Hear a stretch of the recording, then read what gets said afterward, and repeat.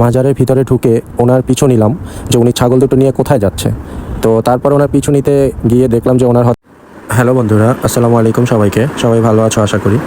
আজকে শুক্রবার, সিলেট গিয়েছিলাম একটু কাজ শেষ করে একটু ভাবলাম যে হযরত শাহজালাল রাদিয়াল্লাহু তাআলার মাজারে গিয়ে একটু ঘুরে আসি, ভালো লাগবে। সিলেট তো আসলে সচরাচর যাওয়া হয় না। তো এটা হচ্ছে গিয়ে মাজারের গেট, খুবই সুন্দর লাগে, খুবই ভালো লাগে এখানে আসলে।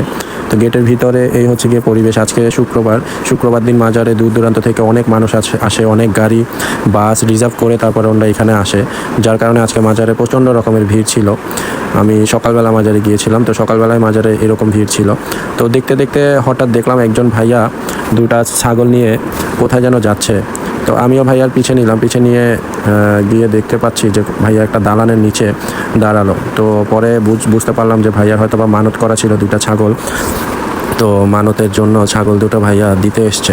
তো ভাইয়া ছাগল দুটো দিয়ে দেওয়ার পরে এখানে নাম এন্ট্রি করতে হয়। নাম এন্ট্রি করার জন্য ভিতরে যেতে হয়। ভিতরে গেলে একটা খাতায় নাম এন্ট্রি করতে হয়। নাম এন্ট্রি করে কী কারণে মানত করেছে সেটা ওইখানে লিখতে হয়। ওইখানে লেখার পরে ভাইয়ার ছাগল দুটা অন্য একটা দালানে নিয়ে যাওয়ার পরে দেখতে পাচ্ছি সেখানে শুধু এই দুটা ছাগল না, আরও বেশ কিছু ছাগল আছে এখানে। সবগুলোই হয়তো বা মানতের ছাগল। আর এই দালানটায় রান্নাবান্না করা সব কিছু মনে হয় এই দালানেই হয়, আমার যতটুকু আইডিয়া। তো তারপরে একটু সামনে এগোতেই দেখলাম বিশাল বড় একটা পাত্রটা আমি ভাবতেছিলাম পাত্রটা আসলে কি হয়।